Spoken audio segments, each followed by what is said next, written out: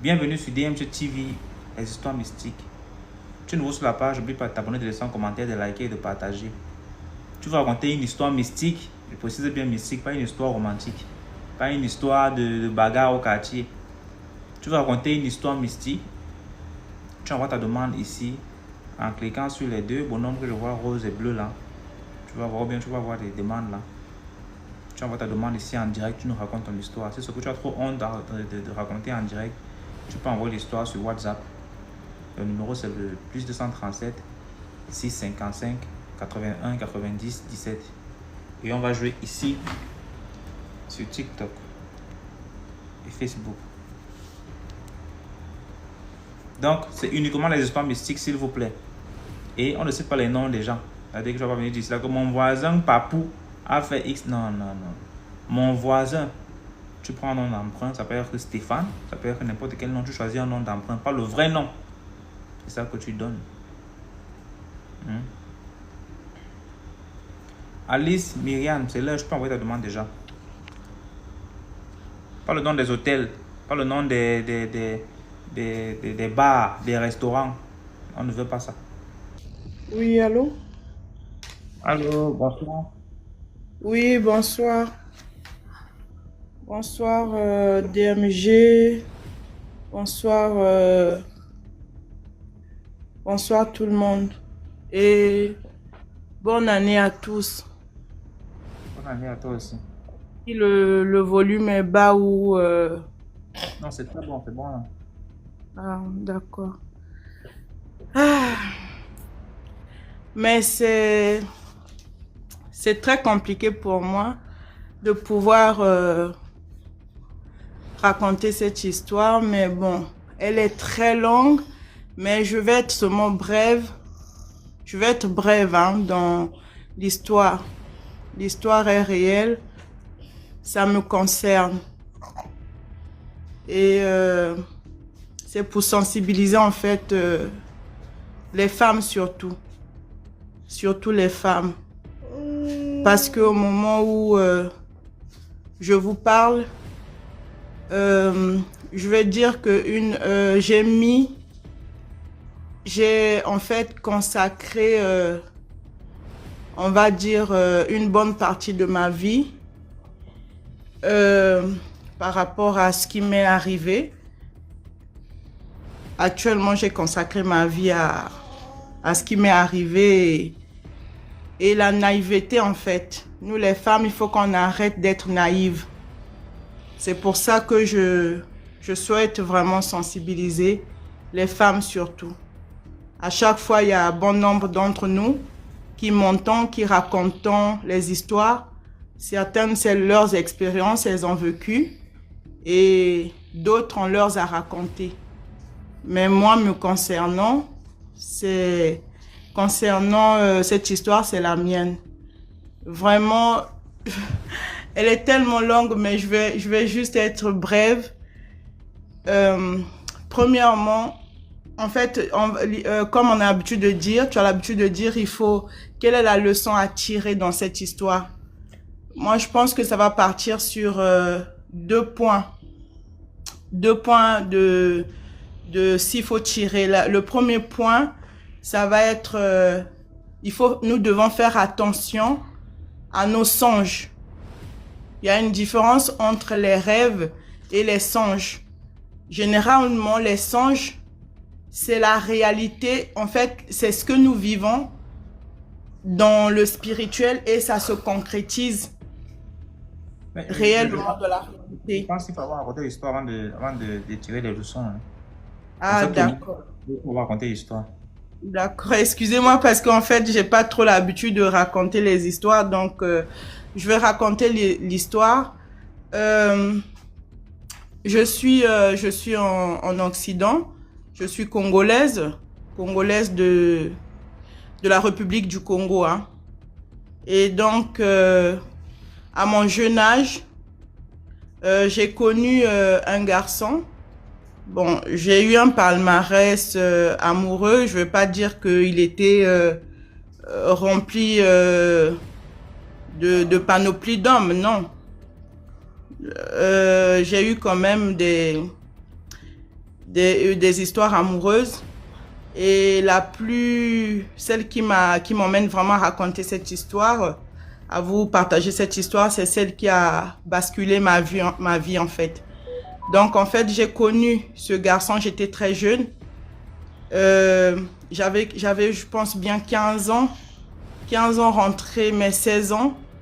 Et je l'ai connu, c'est quelqu'un qui était aussi, bien qu'étant jeune, il a commencé à travailler très jeune jeune en tant que fonctionnaire de notre pays et en tant que militaire. Parce que chez nous, dans notre pays, il y a une école militaire. Peut-être certains aussi dans d'autres pays africains, il y a l'école militaire où on appelle l'école de cadets, en sigle bien sûr. Et donc, j'ai connu ce garçon. Ce garçon, en fait, il m'a abordé comme ça. Il était intéressé à moi. Pour ne pas aller trop en détail, moi, je n'étais pas vraiment intéressée. Toute jeune encore, j'étais pas vraiment intéressée. Mais c'est quelqu'un qui s'est accroché. Et jusqu'au jour où il a tellement insisté, bon, je voulais pas, mais après, j'ai eu une autre histoire. Et après, je suis même tombée enceinte de mon premier enfant, qui aujourd'hui, je dirais, il a 26 ans. C'est un grand garçon, il est majeur. Et après, quand je suis tombée enceinte de cet enfant, ce garçon, il a insisté, il a toujours insisté d'être avec moi. Et j'ai fini, en fait, par lâcher prise, je l'ai accepté. Et c'était vraiment une relation tumultueuse. C'est quelqu'un, en fait, c'était quelqu'un à femme. C'est un bel homme, toujours bien fringué. C'est un homme, quand tu es avec lui, il a le regard des autres filles sont sur lui. Donc, vous imaginez déjà ce genre de garçon. Et toujours avec la bande d'amis, voilà, des groupes militaires et tout. Bref, ça, je ne vais pas trop rentrer en détail. Et donc, ce qui a fait que je vois quelqu'un en train d'écrire, les gens en train d'écrire les goumins. C'est pas les goumins. Vous allez entendre l'histoire parce qu'aujourd'hui, j'ai consacré une bonne partie de ma vie par rapport à ce qui est arrivé.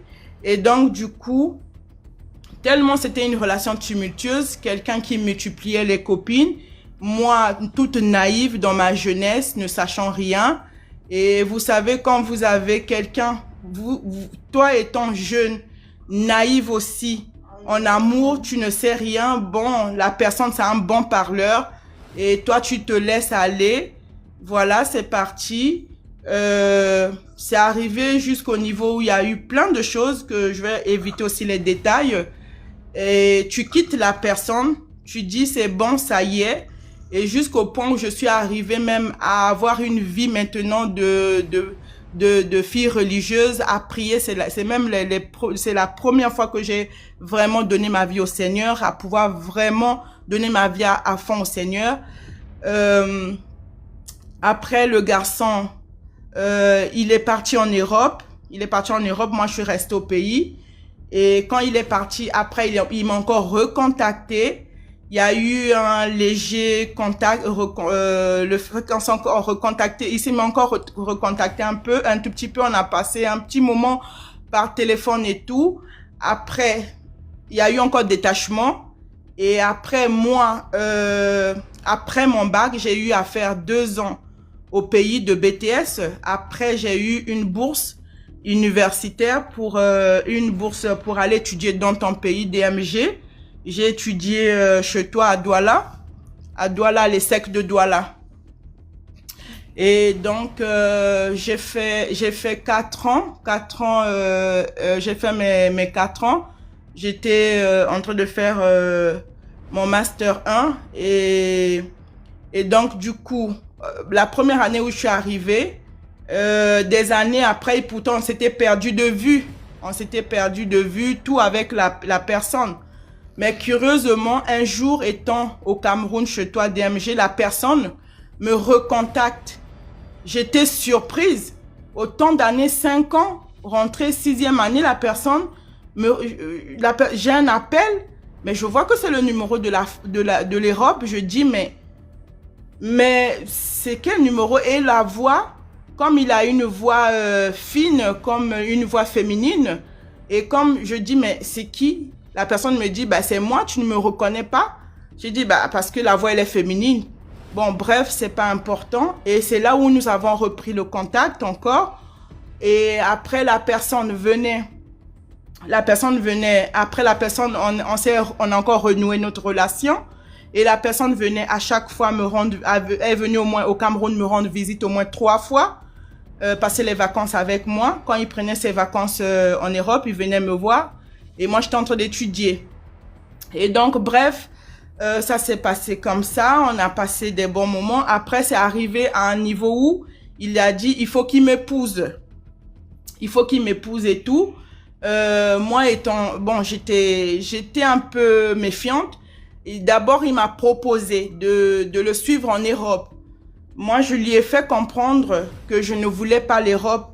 Je ne voulais pas aller en Europe parce que moi, tel que pour certaines personnes dans la famille, quand tu es dans la tête, on te met dans la tête, tu finis les études, c'est le travail. Et moi, c'était comme ça dans ma tête. Donc, je devais finir mes études, ensuite rentrer travailler. C'était pas aller en Europe, non. Et d'ailleurs, même mes frères ne devaient pas accepter ça. Donc, bref, j'ai contesté sa proposition. Et donc, lui, la 3e fois quand il était venu me voir, bref, après, il était reparti. Et bref, pour vous épargner encore les détails, après, c'est arrivé, finalement, lui, quand il est reparti, moi, je suis restée au Cameroun pour finir ma 4e année en termes de la validation des UV, des unités de valeur, des matières. Après, quand j'ai fini de valider mes UV et ensuite, il fallait rédiger mon avant-projet de mémoire et que ça soit validé par mon directeur de mémoire et tout. Il a validé, il fallait que je rentre dans mon pays pour aller faire un stage. Et quand je rentre dans mon pays pour faire un stage, lui, il me dit que il faut qu'on fasse la dot. Il me dit qu'on fasse le premier vin, le 2e vin. Il envoie sa famille de venir voir ma famille et qu'on fasse là, d'accord. Et ça s'est passé pour vous épargner encore les détails. Et qu'est-ce qui s'est passé quand il a fait ce premier 2e vin, moi je suis repartie au Cameroun pour chercher. En fait, j'avais encore des UV, des matières encore à valider. Il me restait 2 parce qu'il y avait un module où j'avais encore 2 matières, voilà. Bref, excusez-moi, j'avais encore 2 matières à valider. Bref, je ne veux pas trop rentrer dans le détail. Et ensuite, après, qu'est-ce qui s'est passé? Quand je repars au Cameroun, j'apprends qu'il est, en fait, dans mes soupçons, parce que la personne le connaissant tel qu'il était, dans mes suspicions, je suis venue découvrir qu'il était avec une autre femme. Bref, je vais encore vous épargner les détails. Et qu'est-ce qui s'est passé? Là, il avait déjà aussi fait la présentation, le premier vin, le 2e vin. Et moi, en apprenant tout cela, j'ai dit à ma famille, je ne veux plus rien savoir. C'est fini, c'est fini. Bref, après, je suis rentrée encore au pays en vacances. Je l'ai fait savoir à ma grande sœur. Ma grande sœur m'a dit, il faut que tu reviennes au pays parce que là-bas, tu peux pas rester là-bas, tu vas souffrir. Et quand je rentre au pays, la personne rentre, le monsieur vient au pays. Il vient me reconquérir encore auprès de ma famille en me disant, j'ai épousé cette fille, c'est ma femme, je dois la prendre. Et bref, je vais vous épargner les détails. Et à ce moment-là, moi, je pouvais rien dire devant ma famille parce qu'il y avait le chef de famille, il y avait mes grands frères. Quand je parle de grands frères, mes grands frères, ce sont les gens qui ont les 60 ans et quelques. Ce sont les gens qui ont presque 70 ans, d'autres sont même déjà à la retraite, imaginez. Et donc, j'ai dû accepter parce qu'ils avaient déjà pris bu la boisson en grande partie. Et donc, je suis allée me mettre avec lui. Et quand je suis allée me mettre avec lui, nous avons habité premièrement d'abord chez son frère qui habitait dans une grande maison, une maison de fonction. Nous avons occupé une chambre. Et c'est à ce moment où les choses commencent. Et je suis tombée enceinte. Quand je suis tombée enceinte, et c'est là où j'ai commencé à vivre des choses bizarres. Et chaque nuit, j'entendais, pas que j'entendais, mais les chats les chats venaient miauler sur la toiture de la maison. Venaient miauler, se battaient, et rien que là où se trouvait notre chambre. Et c'était pas possible de dormir.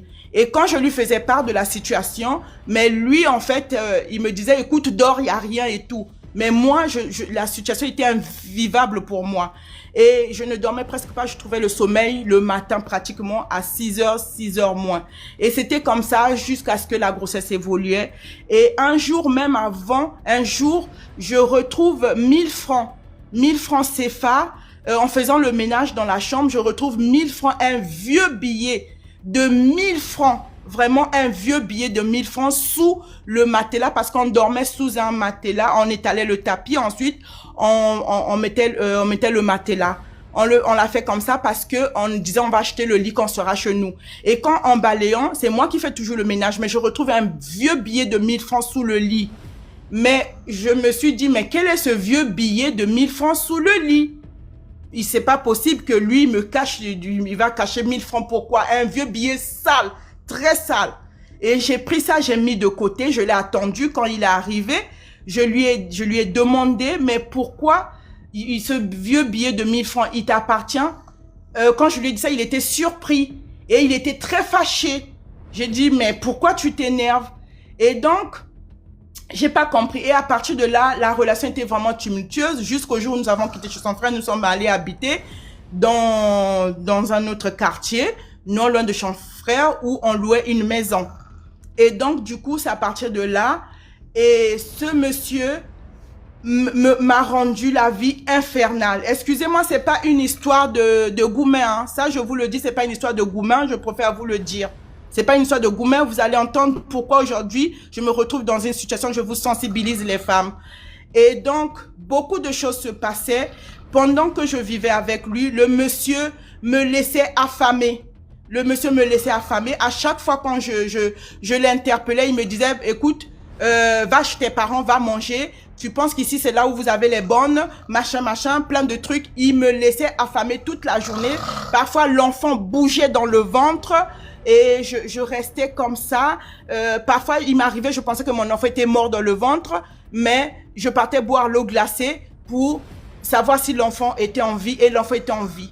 Bref, je vais vous épargner les moindres détails pour vous dire que l'histoire est très longue. J'avais voulu prendre du temps avec DMG pour lui raconter ça, pour sensibiliser les femmes. Et un jour, il va arriver. Je vais faire entre parenthèses un peu en arrière. Il y a eu des moments où j'ai commencé à prier aussi encore plus fort. J'ai demandé à Dieu, Seigneur, montre-moi si cet homme c'est vraiment mon homme. Et dans ce songe, Dieu va me montrer. On était à une fête. Et pendant cette fête, le monsieur était en train de draguer d'autres femmes. Et comment je le surprends en train de draguer d'autres femmes? Il a fait semblant comme si je l'avais pas vu. Et je suis sortie de ce songe. Ça encore, j'ai banni.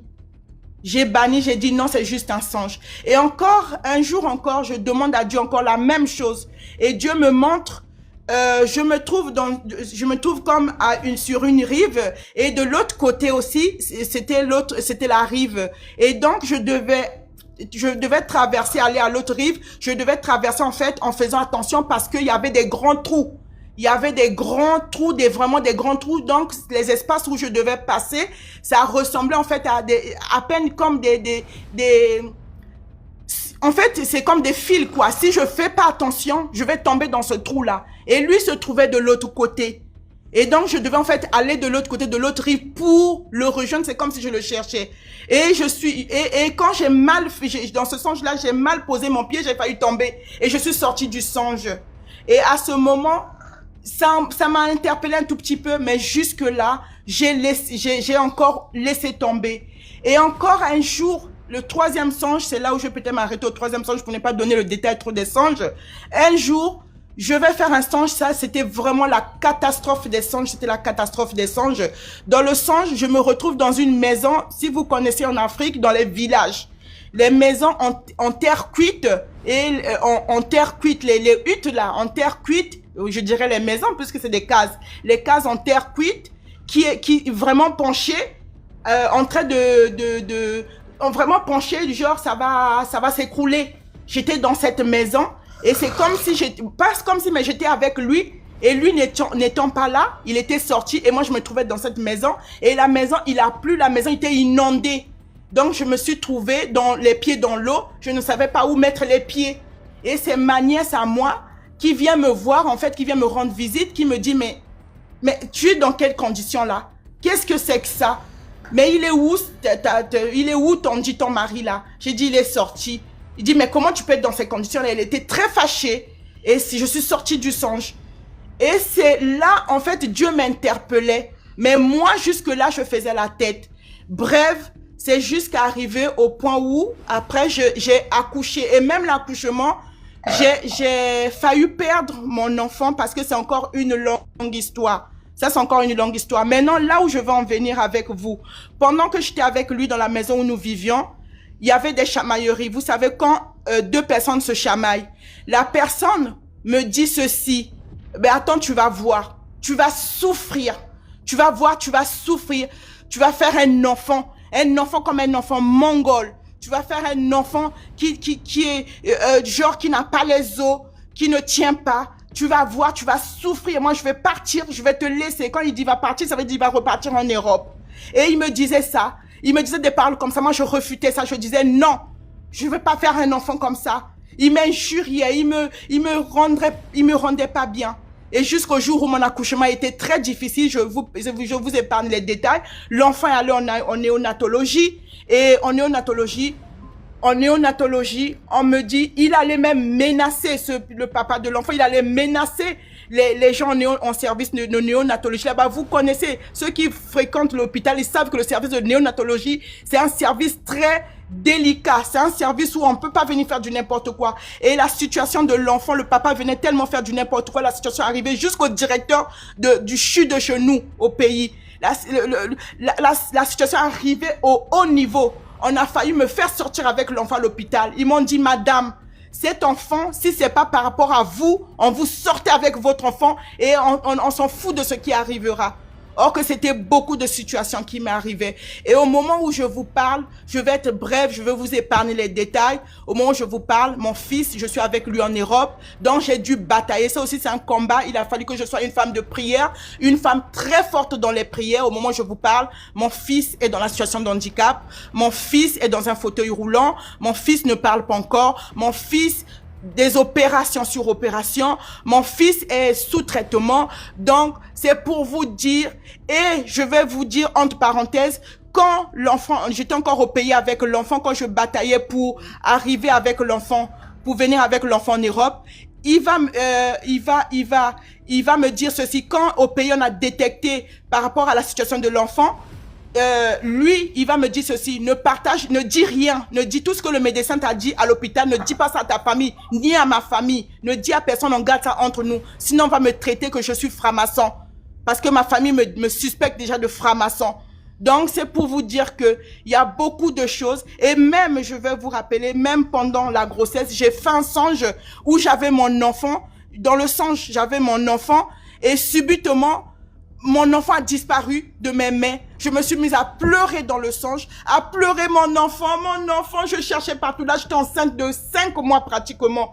Et quand je sors du songe, j'avais même les larmes qui coulaient. Donc, c'est pour vous dire que je suis en train de vous sensibiliser. C'est pas une histoire où je viens parce que c'est les gourmands, non. Faites attention aux songes, faites attention aux songes. Voilà, donc je voulais vous sensibiliser. C'est une histoire vraie. Je ne peux pas vous montrer mon enfant en vidéo. Au moment où je suis avec, je vous parle là, mon enfant avec moi. Donc, je suis en train de l'accompagner. J'ai mis tout à côté. Donc, toute ma vie, c'est maintenant sur mon enfant. Donc, c'est ça que je voulais vous apporter. Que Dieu vous bénisse. Merci beaucoup pour l'histoire. Bonsoir DMG, bonsoir tout le monde. Bonsoir.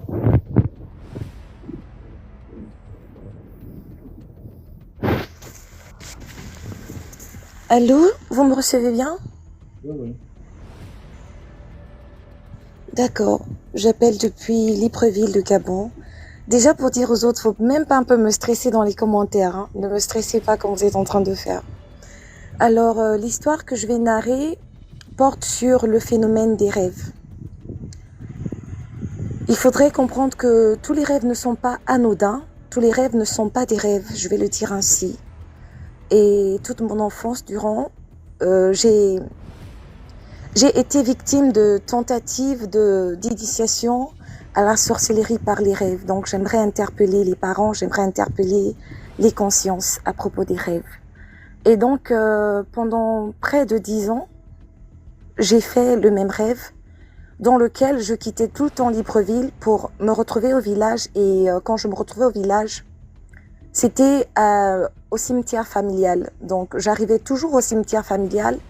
Et là, j'avais ma sœur jumelle qui sortait des tombes avec mes grands-parents, mes arrière-grands-parents autant pour moi. Et ils sortaient des tombes avec des marmites, des nourritures déjà préparées. Et ils m'invitaient à manger. Et à chaque fois, je mangeais. Donc j'ai fait ce rêve-là pendant 10 ans. Et la dernière fois que j'ai fait ce rêve, c'est le jour où on m'a dit, bon, aujourd'hui, on a apporté les marmites, mais c'est toi qui dois donner l'objet de sacrifice. Et dans mon rêve, je me rappelle, j'avais dit, je vais donner mon père. Après ce rêve, je ne me suis plus jamais retrouvée à partir. Parce que lorsque je me suis réveillée ce jour, quoique j'étais enfant, je me suis dit, mais je viens de faire quel rêve là? Pourtant, je l'ai fait, ce même rêve. Je l'ai fait à maintes reprises. Mais là, j'avais été choquée à mon réveil parce que finalement, c'était moi qui devais donner l'objet de sacrifice. Et j'avais proposé mon père que j'aime par-dessus tout. Et là, j'ai réalisé que j'étais en train de sortir en vampire et j'étais en train de manger. Certainement, j'ai mangé des chairs humaines. J'ai mangé des personnes qui ont été l'objet de certains sacrifices. Et suite à cela, en grandissant, mon père et moi, il n'y avait pas le courant. On ne savait pas pourquoi, je suis la première fille de mon père. Il m'adore parce que je porte le nom de sa mère et je suis son premier enfant. Mais ça n'allait pas entre nous. C'est pour dire que de certains rêves peuvent découler l'incompréhension entre les parents et les enfants. De certains rêves peuvent découler l'attirance à la sorcellerie, à la médisance et à beaucoup de choses. Du coup, moi, je faisais ces rêves, j'étais enfant. J'avais jamais entendu parler de Jésus. Je n'avais pas la présence d'esprit de raconter ce genre de rêve à mes parents parce que je me suis dit, qu'est-ce qu'ils vont penser? Est-ce qu'ils vont me croire? Est-ce que c'est normal que je fasse ce genre de rêve? Donc, je n'en parlais pas. Mais devenue assez grande aujourd'hui, je me dis, si demain, lorsque je serai parent, j'aimerais prier pour mes enfants avant qu'ils n'aillent se coucher parce que les enfants n'ont pas conscience de certaines choses. Je faisais aussi un autre rêve répétitif dans lequel où on me faisait asseoir sur un trône et des petits êtres humains là, des petits êtres venaient m'attacher sur le trône et me déposer une couronne comme pour m'introniser à la sorcellerie. Donc j'ai fait ces deux rêves-là pendant plusieurs années, mais j'étais incapable d'en parler autour de moi parce que je ne savais pas ce que ces rêves-là représentaient. C'est pour nous dire, il faut vraiment faire attention aux rêves. Il faut pas manger dans les rêves.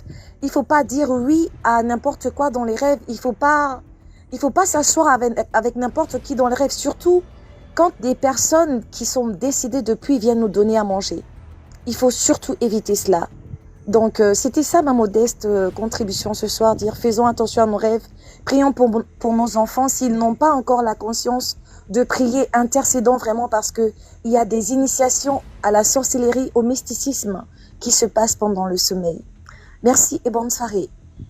Merci beaucoup Nenda pour l'histoire. J'ai raconté cela la dernière fois, on avait dit que je suis peureux, je ne sais pas si... Bon, on est comme 1200. Des scènes que tu peux vivre, ça peut peut-être être naturel, mais quelque part tu te demandes encore que mais ça c'est pas la sorcellerie comme ça. Comme la mort d'une détente aussi, comme ça, toujours le côté de la matière. On est comme ça à la maison, avec ma grande soeur, je suis là, on a encore des papotés. La mère sort, elle court rapidement à l'hôpital, après elle nous appelle pour dire que voilà, votre tante est décédée.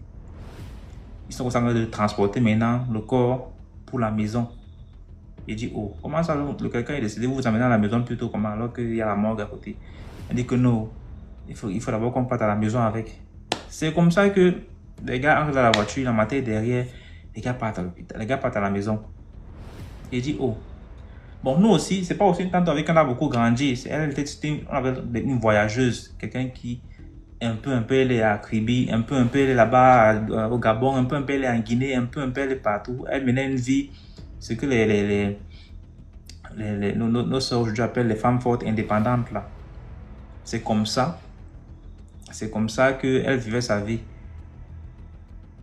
Bon, ma soeur et moi, on s'est dit, bon, on va pas aussi laisser notre tante comme ça. Il faut qu'on parte aussi faire un peu, genre, vous voyez un peu quand tu es dans un dé, tu ne ressens pas forcément quelque chose, mais tu es quand même là, tu fais, ouais.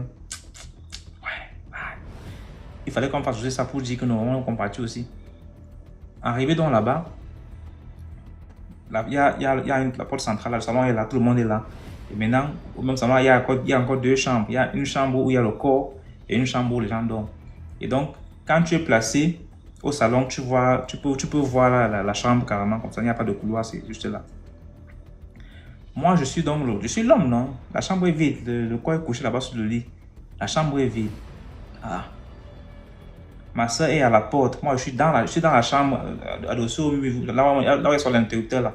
C'est là où je suis adossé. Et ma soeur est à la porte. Je suis là en mode, tout le monde, elle est là, en mode, ouais. Oh, ouais, elle est morte comme ça. Elle est morte comment? On fait aussi ça. Les gens nous voient, on peut dire qu'en fait, hey, on compatit et tout ça. Oh, ouais, Seigneur, c'est quoi ça? Oh, qu'est-ce qui n'a pas marché? C'est comme ça que pendant qu'on fait la comédie là, elle se réveille. Il dit, oh. Elle se réveille, on s'est respiré. Il dit, mince. J'ai failli pisser sur moi le jour là que j'étais là tranquille, j'étais posé, je ne bougeais, j'étais glacé comme le maquereau. Il dit, c'est quoi ça? Ma soeur avait fui, elle avait décalé. Moi, tellement la peur m'avait glacé, je ne pouvais même plus bouger. Je suis resté sur place comme si je maîtrisais quelque chose, je ne maîtrisais plus rien, je n'étais même plus là. Mon front était glacé, mes oreilles étaient glacées. C'est là où la grand-mère, elle vivait encore à l'époque là. La grand-mère, avec tous ceux qui étaient au salon là, sont entrés dans la chambre là. Commençaient à toucher, mais Alliance, c'est quoi? Alliance, c'est quoi? Et tu sens qu'elle veut parler, elle veut parler. Ça ne sort pas. Elle a encore de... C'est agonisé ou c'est quoi? Comment vous appelez ça? Je ne sais pas comment vous appelez ça. Elle a encore de respirer fort, elle veut parler. On dit que parle. Parle. Elle veut pas, ça ne sort pas. Parle. Après, c'est encore recouché. Elle est morte maintenant, vrai. Les gars ont fini de faire encore ça, encore d'autres pleurs. Que les gars ont encore commencé à pleurer. Ils ont encore fini là. Ils sont encore sortis même tous. Je suis encore resté là sur place, je n'arrive même pas à bouger. C'est la matin qui me dit, mais tu fais quoi là-bas? Sors. Hey. Elle vient me tirer. Je suis glacé comme un cadavre. Mais il y a des scènes, bon, là ça je ne sais même pas si c'est que c'est du mystique ou si c'est comment aussi. Elle voulait seulement se confesser aussi, il fallait faire comment. J'ai dit, mais il y a un petit la matin que moi, plus jamais. L'étude de cadavre là, c'est qu'il est mort, peut-être c'est une semaine après qu'il n'est pas voir le corps. Parce que moi, aïe. Alliance, Tala dit que tu inventes. Mon ami, je n'ai absolument rien à gagner de venir dire que ma tante est morte et elle est revenue. Si que tu penses que c'est un fantasme de venir dire ici là, devant 1000 personnes que tu as une tante qui est morte et qui est revenue, c'est un fantasme pour toi. Sache que tout le monde n'est pas aussi sadique que toi. Tu comprends?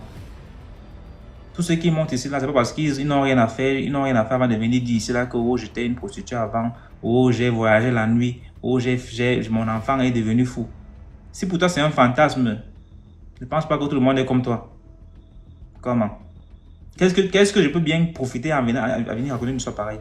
Qu'est-ce que je gagne dans ça? Allô? Allô? Bonsoir DMG. Comment tu vas, maman? Je vais bien et toi? Très bien, merci. C'est vraiment un plaisir de monter enfin aujourd'hui. Ça fait bientôt 2 ans que je te suis et j'arrivais pas à trouver tes lives au fait. Ok. D'accord, donc je suis un peu stressée. Je vais raconter une petite histoire, elle n'est vraiment pas longue, d'un bon ami, un voisin avec qui j'ai vraiment une certaine affinité. On papote beaucoup ensemble, on fait certaines affaires ensemble, tout et tout. Et il m'a expliqué une histoire une fois. Il m'a dit que lorsqu'il était jeune, il était très intelligent. Il n'avait pas besoin de... C'est-à-dire, je sais pas comment on appelle ça. Lorsqu'il suit les cours en classe, il n'a plus besoin de reviser à la maison pour les compositions et autres. C'est-à-dire, dès qu'il écoute le maître à l'école, il a déjà ça en tête. Il n'a plus besoin d'étudier. Et il me disait comme ça qu'il était le seul garçon de son père. Son père avait 6 femmes et ils étaient 2 avec leur mère. Malheureusement, sa mère est décédée un peu tôt et il était le seul garçon de son père. Et les autres femmes de son père, c'était généralement, il me disait hein, que c'était généralement des veuves, des mères célibataires. C'est-à-dire que dès qu'il construit une nouvelle maison, c'est qu'il est en train de marier une nouvelle femme. Donc, il y avait un peu cette jalousie-là qui s'est passée. Et à chaque fois qu'il devait présenter un examen, il tombait beaucoup malade. Et là, une fois, il m'a dit le BEPC. Avant le BEPC, une semaine avant, il n'entendait plus. Il n'arrivait plus à se concentrer. Il avait les oreilles bouchées. Il n'entendait plus. Donc, les histoires comment on dit ça? Les cours de renforcement, tout ça, il n'arrivait plus à se concentrer. Il n'arrivait plus à étudier. Et il était triste. Il était vraiment... il était un peu désemparé. Il savait pas quoi faire. Et bon, son père, c'était pas quelqu'un qui s'occupait de ses enfants. Il savait pas à qui se confier, tout ça. Et là, il est allé avec ses amis au Marigot. Puisqu'il était dans une petite ville. Il est allé avec ses amis au Marigot. Et il a vu une dame qui est en train de faire la lessive. Avec un enfant au dos. Et il était tout triste. Parce qu'il a dit que la dame... Lorsqu'il voyait la dame, il pensait à sa maman. Il pensait à sa maman. Il se disait, si ma maman était là. Si ma mère était là, peut-être qu'elle aurait pu chercher un médicament pour moi ou faire un remède, tout ça. Donc, il était triste. Il était assis là et ses amis lui ont demandé de venir se baigner. Il n'avait vraiment pas envie de venir se baigner dans l'eau. Parce qu'il avait ses problèmes à lui. Et il m'a dit que c'est comme si quelqu'un lui disait, va te laver, va te laver. Va au Marigot, rentre dans l'eau. Et là, il est rentré dans l'eau. Sa première plonge, lorsqu'il est rentré dans l'eau, lorsqu'il a plongé, il est ressorti, il avait l'impression d'avoir l'oreille bouchée. Et comme on le fait là, il a tapoté son oreille là à gauche. C'est, comment on dit ça? Une perle qui est sortie de son oreille. L'autre côté, il a tapoté aussi. C'est une perle aussi qui est sortie de son oreille.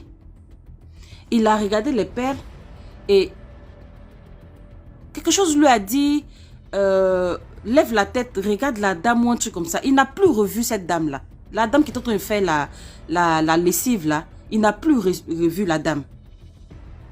Il n'a plus revu la dame. Et il a dit la première chose qui lui est passée par la tête, il a juste dit, merci maman. Et après, il entendait. C'est-à-dire, il n'avait plus ce problème-là à l'oreille. Il a pu bosser tranquillement. Il a eu son examen. Et voilà.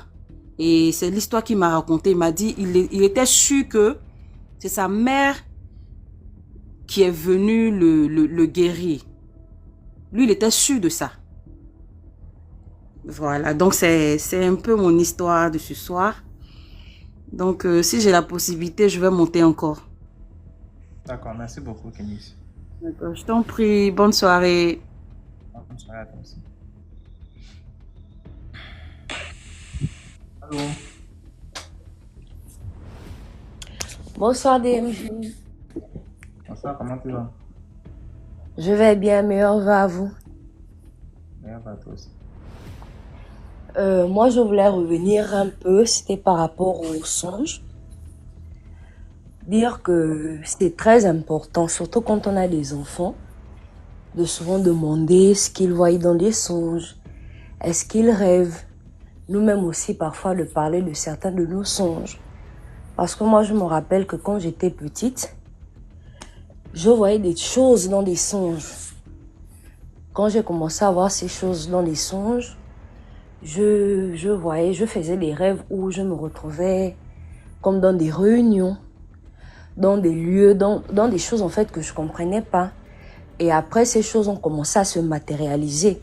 Je voyais maintenant des choses, disons, pas normales. Comme le fait une fois que j'ai vu un homme qui avait une tête coupée.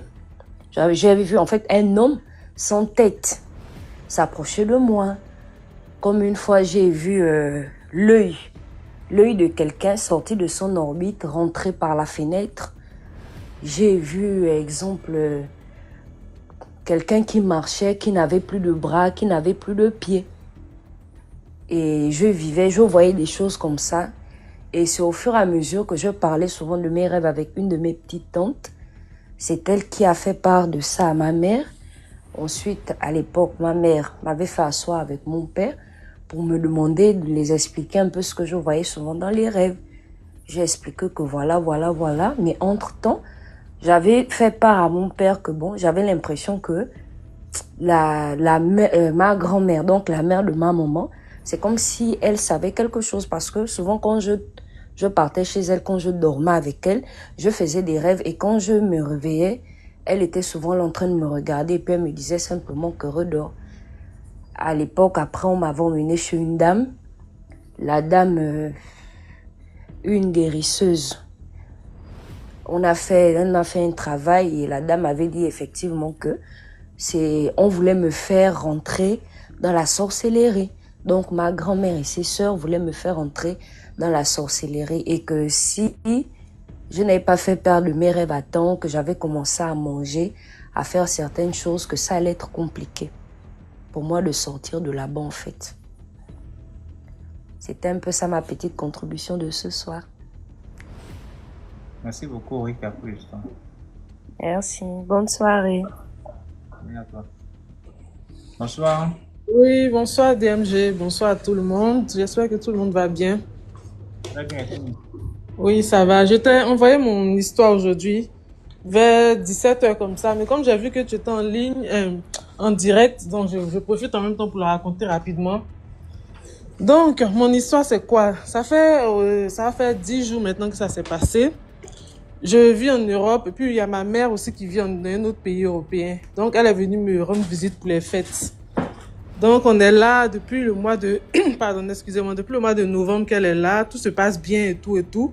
Maintenant, il y a 10 jours en arrière, soudainement, dans ma cuisine, comme ça, je sens une odeur. Et faut savoir que nous, en Europe, là, on a la cuisine, on met la poubelle dans la cuisine, mais le plus souvent, dans la cuisine, il y a une autre pièce encore où on peut mettre les poubelles. Bien, toujours dans la même maison, quoi. Donc, je me dis, bon, c'est la poubelle qui sent mauvais, donc c'est comment? Donc, ma maman me dit, bon, si c'est la poubelle, je vais la vider. Donc, elle ramasse tout, elle va jeter. Poubelle normale de nourriture, poubelle de recyclage, tout ce qui est bouteille et tout, elle ramasse, elle jette. Elle revient. L'odeur ne va pas. Je dis, mais moi, je sens un truc. Elle dit qu'elle ne sent rien. Je demande à mon mari, il sent rien.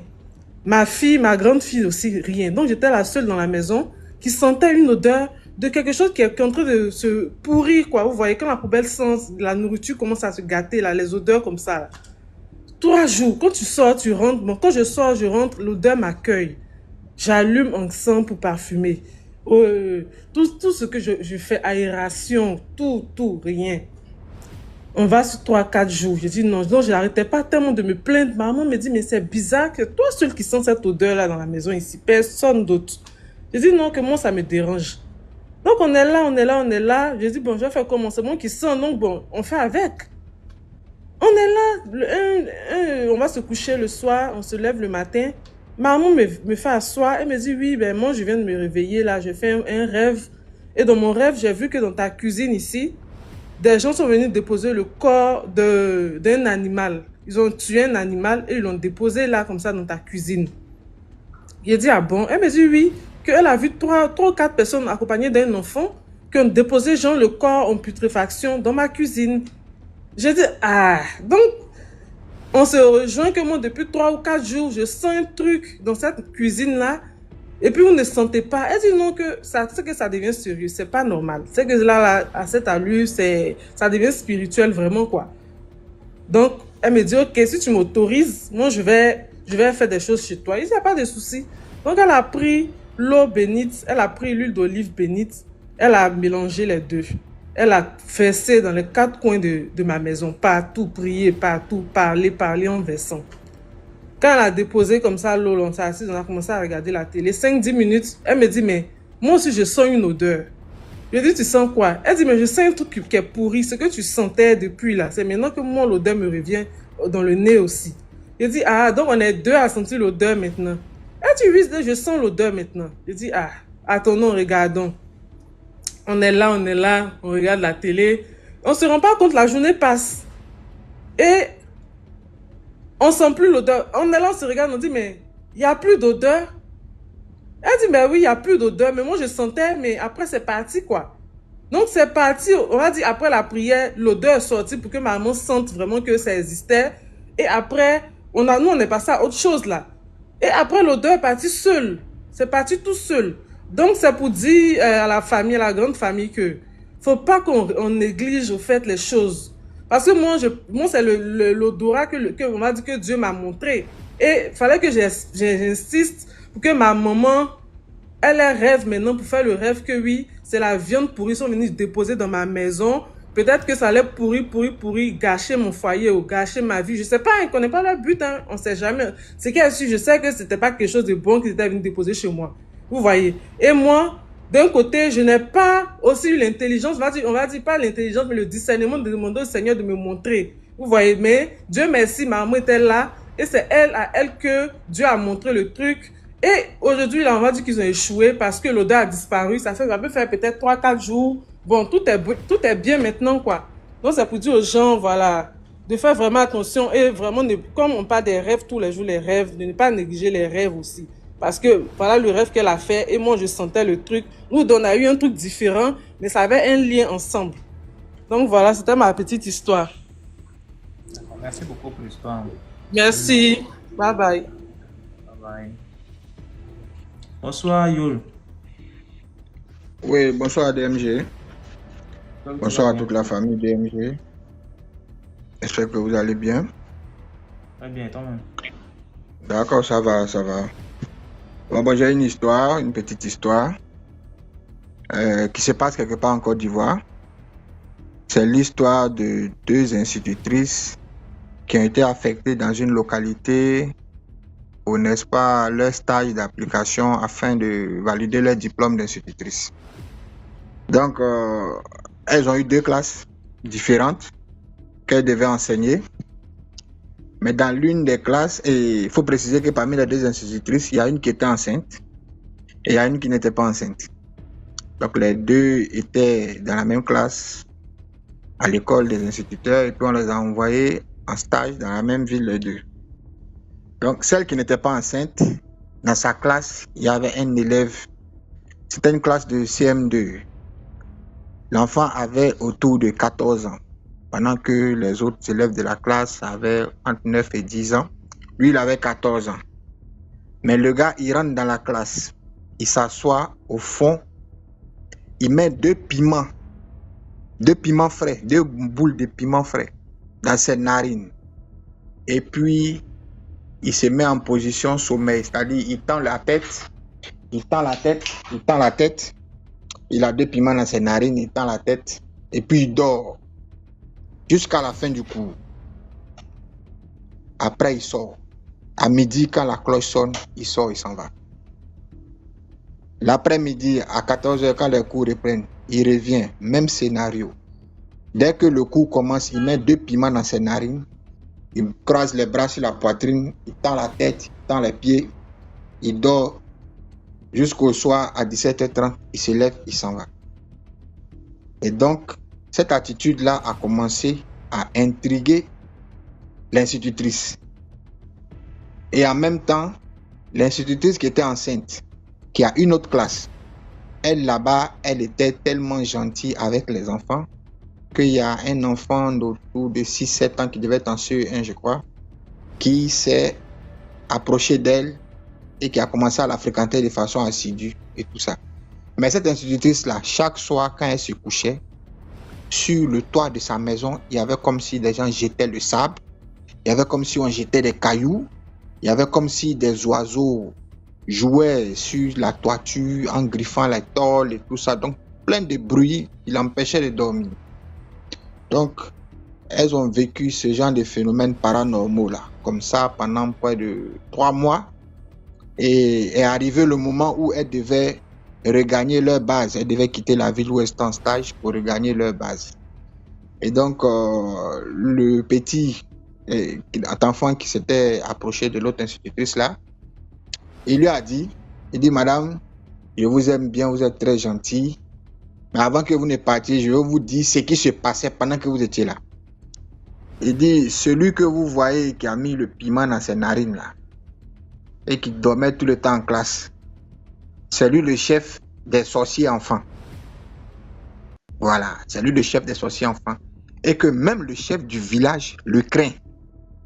Et que eux tous, les enfants de la contrée là, eux tous, ils sont tous initiés, ils sont dedans. Et elle, son enfant, elle qui est enceinte là, les gens avaient décidé de faire de son enfant un festin. Voilà, elle devait rester là. Elle allait mettre au monde, mais l'enfant n'allait pas rester. Donc lui, vu la gentillesse de la dame vis-à-vis de lui, il s'était alors érigé en rempart, en défenseur, là, pour ne pas que les autres lui fassent du mal. Comme lui aussi, il a son rang parmi eux, il arrivait à être sa couverture. Et donc, chaque soir, il y avait une bagarre entre les éléments récalcitrants qui ne voulaient pas que, voilà, qui voulaient lui faire du mal. Lui, il ne voulait pas. Donc, tous les bruits qu'elle entendait sur les tôles, les jets de sable, les jets de pierre, tout le bruit qui se passait là, c'était lui qui se bagarrait avec les autres sorciers, les autres enfants sorciers, pour ne pas qu'on lui fasse du mal. Il dit, mais il allait lui dire à un moment donné de s'en aller, parce que les gens commençaient à être de plus en plus nombreux contre lui, et il y a quelques-uns qui le supportaient. Donc, ça allait devenir difficile pour lui-même de protéger la dame. Dieu merci que son stage est fini. Donc, il lui demande là, si on organise une fête pour leur dire au revoir à l'école et tout ça, machin, qu'elle ne participe pas, qu'elle ne mange rien, qu'elle ne boive rien, qu'elle ne vienne même pas dans la cour de l'école pour dire à célébrer la fête, qu'elle prenne ses clics et ses claques et qu'elle s'en aille.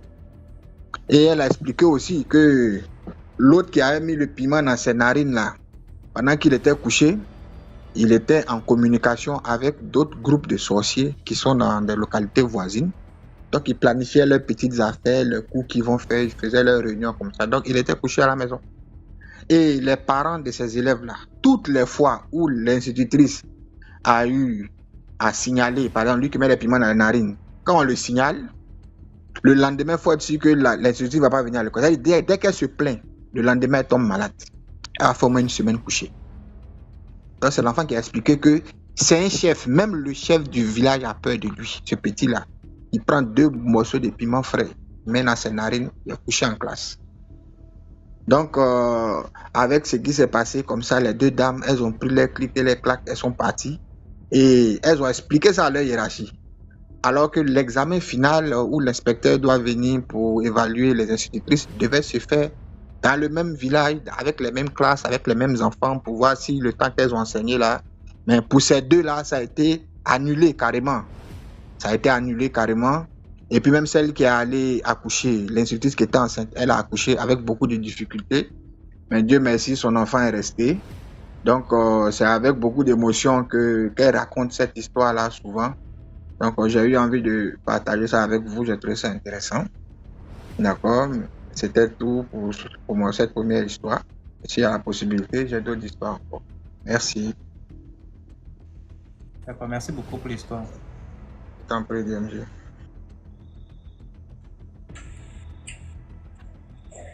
Bonsoir, Rose. Oui, rebonsoir. Je reviens à nouveau. Et cette fois-ci, c'est une histoire qui s'étend sur 2 témoignages. Alors, la deuxième histoire dépend de la première. C'est quelque chose qui me concerne personnellement. Alors, c'était autour de 2012. J'habitais un quartier de Libreville. Et après j'avais fait la cuisine, parce que j'ai toujours cette habitude, dès que je finis de manger, il faut que je fasse une petite sieste, au moins de 30 minutes. Alors, j'ai fait ma petite sieste. À l'époque, je vivais avec mon fils. Et dans mon rêve, je vois 3 êtres qui rentre dans ma maison, dans mon appartement. C'était pas n'importe quel être.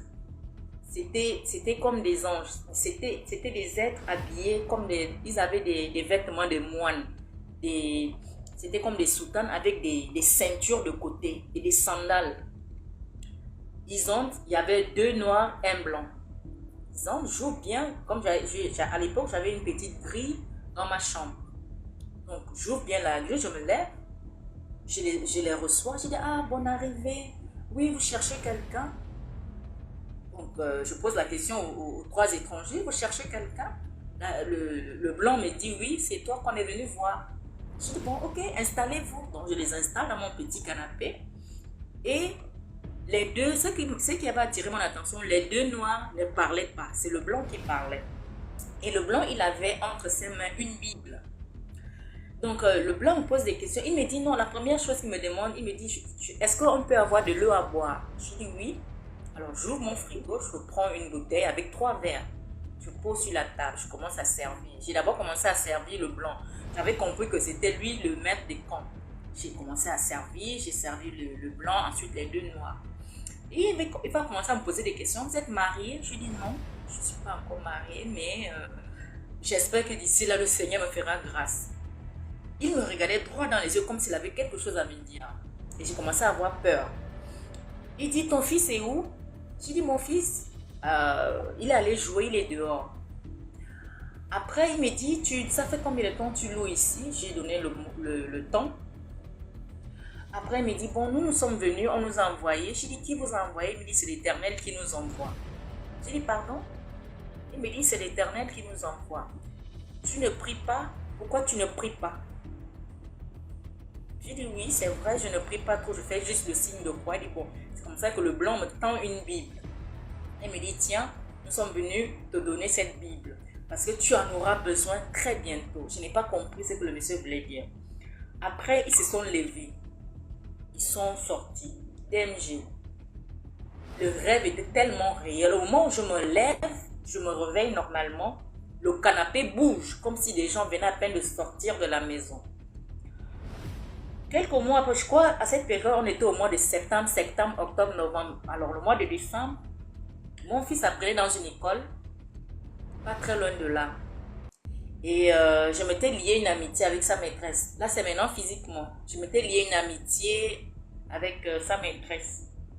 Mais entre-temps, j'avais ce rêve me tourmentait encore et encore. Je ne comprenais pas le sens du rêve.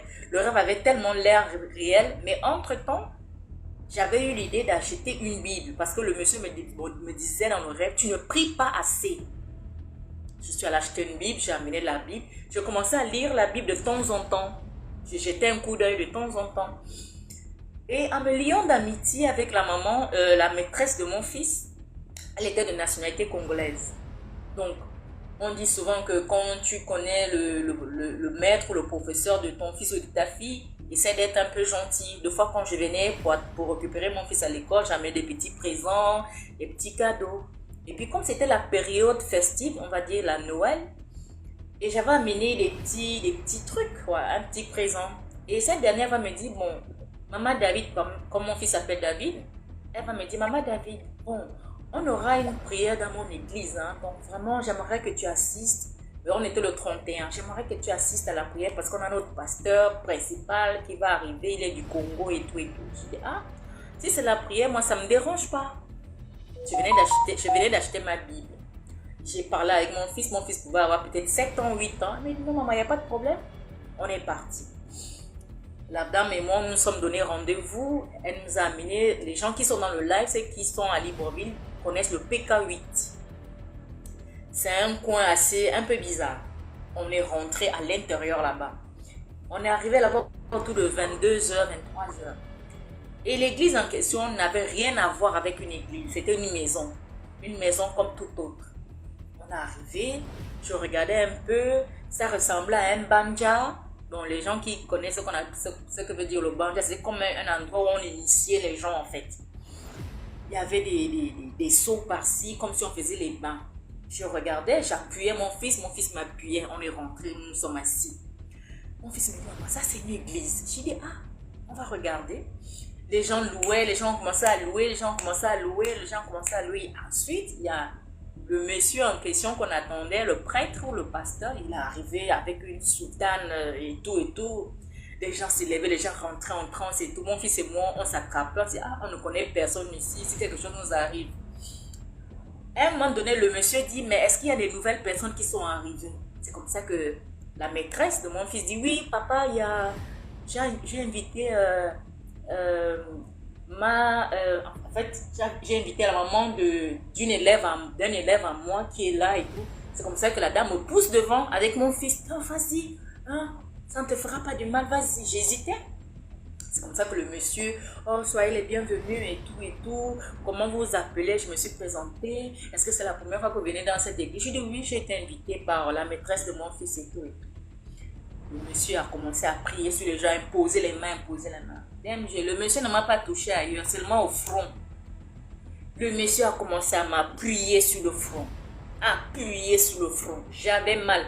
Et j'avais comme l'impression qu'il retirait quelque chose. Le monsieur m'appuyait sur le front. À un moment donné, je suis tombée. Et en tombant, j'avais l'impression que j'avais perdu connaissance. Quelques jours après, on va dire quoi? Il était minuit, je crois, entre-temps, il était minuit, voire 1h.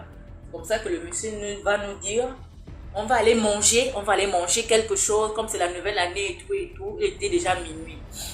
Le monsieur, ils ont préparé et tout, on nous a donné. Ils ont fait la prière. Le matin, mon fils et moi, nous sommes rentrés chez nous. DMG, à partir de ce jour-là, le lendemain qui suivait, rien ne marchait plus. Je travaillais dans une maison de téléphonie mobile. À l'époque, RTL Gabon, j'étais dans cette entreprise à cette époque. Je ne comprenais plus mon travail du tout. Je ne comprenais plus rien du tout. Rien, je vous dis rien. Je devenais nulle. Après, à un moment donné, j'ai perdu le travail. Quand je perds le travail, je déménage dans ce quartier, je vais habiter à un autre endroit. Et j'ai commencé à me poser des questions, mais qu'est-ce qui ne va pas dans ma vie? Et j'avais déjà oublié que j'étais dans une église, j'ai fait ceci, j'ai fait cela. Et je vais un peu donner un conseil avant de continuer, qu'on doit faire très très attention lorsque on va dans certaines églises, que nous on croit que ce sont des églises. Ce ne sont pas des églises, ce sont des temples du diable qui sont déguisés, masqués en église. Alors je continue. Ensuite, j'ai commencé à vivre des situations pas possibles. Et un jour, j'ai fini de prier. J'ai pris la Bible que j'avais. C'est ce jour-là que j'ai eu vraiment envie de prier avec ma Bible. Et je suis tombée sur un verset qui disait « Malheur à l'homme qui se confie à l'homme ». J'ai commencé à pleurer. J'ai dit « Mais qu'est-ce qui s'est passé ?» Comme on dit souvent, qu'est-ce qui n'a pas marché? Alors, j'ai fait ma prière et tout. Dans le rêve DMG, je suis allongée. C'était comme un cimetière. Mon fils est allongé. Et je vois deux êtres étranges, vêtus de tout blanc, qui rentrent dans ce cimetière. Et c'était comme l'enfer et le paradis. Et le portail était gravé des images horribles. C'est comme ça que le grand portail s'ouvre. Boum! Un bruit assourdissant. Comme si c'était... En fait, c'est comme un portail qui était enchaîné avec des chaînes horribles. C'est comme ça que ces deux êtres humains entrent. Et dans cet endroit, c'était comme un cimetière, mais c'était l'enfer. Et les gens ont commencé à s'agiter. On va dire quoi? Des créatures étranges ont commencé à pousser des cris pas possibles. Et c'est comme ça qu'il y a un ange qui s'est approché de là où j'étais allongée. J'étais morte, j'étais déjà morte. Complètement morte. Mon fils et moi aussi, mon fils aussi était mort. Et devant ma tombe, il y avait un être, on va dire quoi, un démon qui surveillait ma tombe pour que je ne m'échappe pas. De l'autre côté aussi, avec un autre démon qui surveillait la tombe de mon fils. Et nous avons enchaîné tous les deux. C'est très capital ce que je suis en train de vous dire. C'est un rêve qui me concerne. C'est une histoire personnelle. Ce n'est pas que quelqu'un m'a raconté, c'est quelque chose que j'ai vécu. Alors, cet être s'est approché de ma tombe. Il a appelé mon nom 3 fois. Angel. La première fois, je n'ai pas répondu. Angel. J'avais l'impression que j'entendais quelqu'un. La personne a crié Angel. Je me suis réveillée. J'ai dit oui, c'est qui? Il m'a dit le Seigneur nous envoie te délivrer. Ton fils et toi. Appelle ton fils. J'ai appelé David. David. Dès que j'ai dit la 3e fois David, mon fils s'est réveillé. J'ai attrapé mon fils. Il m'a dit, ici nous sommes venus te sauver parce que tu étais morte. L'église où tu es parti, le pasteur qui a prié sur toi, il t'avait vendu, toi et ton fils. La maîtresse de ton fils, c'est l'ange qui me révèle maintenant la chose. La maîtresse de ton fils, ce n'était pas une maîtresse ordinaire, c'était un agent des ténèbres. Mais tu n'avais pas eu le discernement. Mais comme tu as eu foi en Dieu, tu as invoqué la présence de Dieu et c'est Dieu qui nous envoie. Alors, l'ange va me donner des consignes. Il va me dire, ils étaient 2. Il y a un qui était devant, l'autre était derrière. Il va me dire, tu vas rester, vous allez rester au milieu. C'est-à-dire, moi, l'autre devant et vous, tous les 2 au milieu et l'autre derrière. Donc, vous allez faire les gestes que nous allons faire, de telle sorte que vous soyez invisibles. DMG, vous partez de là où nous étions, jusqu'au portail. On avait l'impression qu'on a fait Libreville entière. On a couru dans tous les sens. Quand les démons en question ont senti qu'il y avait des présences qui n'avaient rien à voir avec les ténèbres, alors c'était la débandade totale. Il y a eu ce qu'on appelle les rescapés, c'est que les gens qui avaient profité de la présence des anges lorsqu'ils sont venus nous délivrer, mon fils et moi, ils ont profité à nous suivre. Alors l'ange de l'Éternel a dit, vous allez courir de toutes vos forces. On est arrivé à un endroit, il y avait une bâchée qui était garée à un endroit un peu plus devant. L'ange de l'Éternel, vous allez courir jusqu'à arriver à la bâchée. Mon fils et moi, on a commencé à courir. On a commencé à courir. Les démons étaient derrière nous, acharnés avec des gourdins, avec des flèches, avec ceci. Même jour, on est arrivé. Il y en a qui sont montés derrière, à la malle arrière, et nous, mon fils et moi, on est montés devant.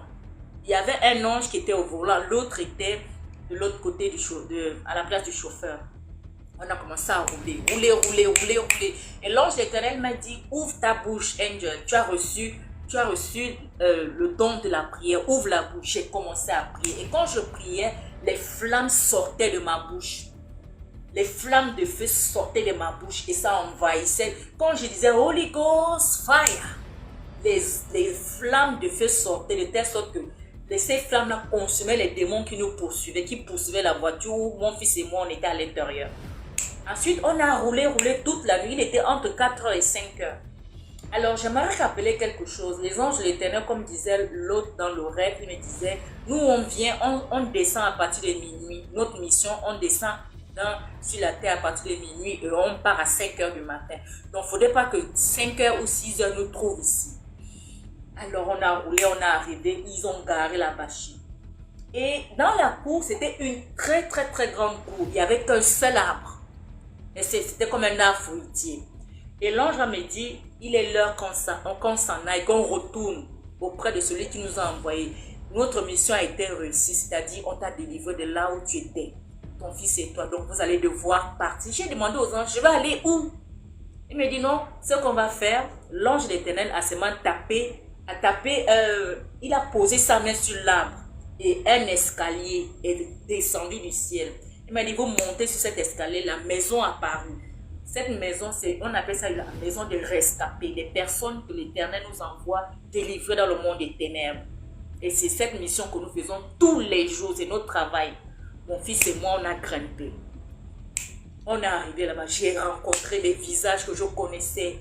C'était comme un endroit où après, quand il y a eu une guerre dans un pays, chacun avait des blessures à gauche. Mon fils, il était fatigué, j'avais des blessures de partout. J'avais on va dire quoi, comme mon fils et moi on était enchaînés, mon fils avait des blessures aux mains, moi aussi j'avais des blessures aux mains. Ensuite, il y a un ange qui est venu, il avait un cahier, il a commencé à faire l'appel. Tel, oui, la personne monte la main. Tel, oui, la personne monte la main. Tel, oui, dès qu'il est arrivé à mon niveau, Angel, j'ai dit oui. David est là, oui. Allez passer de l'autre côté. Est-ce que vous savez que vous avez été sauvé par l'Éternel? J'ai dit oui. Mais la prochaine fois, le conseil que je vais te donner, avant de te confier à quelqu'un, essaie de savoir quelle est son identité spirituelle. On ne se confie pas à n'importe qui. DMG, je me suis réveillée. Un rêve où je dors, je me réveille, c'est comme si, vous voyez, quand vous prenez la télécommande de votre télévision, vous faites pause et vous revenez à nouveau. Le rêve est toujours au même endroit pendant 3 fois. Et j'ai compris que ce n'était pas un rêve ordinaire. Je me suis réveillée en sanglots, j'ai commencé à pleurer. Mon fils me pose la question, maman, qu'est-ce qui se passe? J'ai expliqué le rêve à mon fils. Mon fils aussi a éclaté en sanglots, on a commencé à pleurer. Et depuis ce jour, je vous dis, je n'ai plus jamais été dans une église en tant que telle. J'ai maintenant pris l'habitude, j'ai développé une relation personnelle avec Dieu, c'est-à-dire à la maison. Je lis ma Bible. S'il y a une chaîne de prière qui m'intéresse à la télé, je mets la chaîne de prière. Si je peux prier, je prie. C'est pour dire que il y a des agents des ténèbres, des agents du diable qui sont partout, qui nous tendent des pièges. Quand je dis nous les chrétiens, surtout les chrétiens qui ne sont pas éveillés, parce qu'il y a des chrétiens stupides. Et à l'époque, j'étais vraiment stupide. Je me confiais à n'importe qui. J'ouvrais ma maison à n'importe qui et les gens rentraient n'importe comment. Voilà, c'était un peu ça mon histoire. Merci. Merci beaucoup, Rose, pour l'histoire. Merci pour l'histoire. Voilà qu'il est minuit 24. Et quand même dit qu'on va déborder, on a débordé. Et qui ne sont pas encore abonnés à la chaîne DMG Productions, là où on poste tous les 17h le lundi. Et qui ne sont pas encore abonnés là-bas. On poste un film tous les 17h, tous les lundis. Non, pas tous les lundis, plutôt à 17h. Merci à tous ceux qui sont montés raconter leur histoire.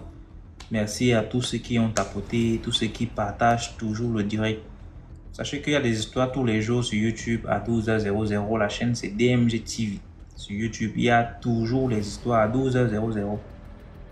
Parce qu'il y a des histoires qu'on envoie seulement sur WhatsApp. Ceux qui n'ont pas le courage de monter ici en live envoient les histoires sur WhatsApp. Et donc c'est sur DMG TV, YouTube qu'on poste ça. Les rediffusions sont aussi sur YouTube à 12h.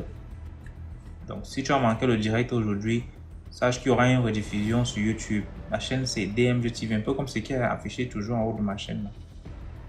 Même DMG TV. Je vais être acteur. Voilà, si tu es acteur, si ce que tu es un acteur, tu es dans la ville de Bolova. Ou alors tu es dans les alentours de Bolova. On va dire Malmayo, Ambam, Man, Boulmakon, même Yaoundé. Sangmelima. Bref, les villes autour là, les villes du sud là. Si tu es intéressé, tu peux venir par ici, on fait quelque chose. Donc, je vais vous laisser dormir. Surtout, priez avant de dormir. On se prend, nous sommes quand mercredi, vendredi, même heure. On a fait un autre direct, on a fait le direct d'abord vendredi. Voilà, ça comprend mercredi. On va encore faire vendredi. N'allez pas dire qu'on est plus constant dans les directs. Voilà ça qu'on a repris. Voilà. Donc, vendredi, même heure, 20h00.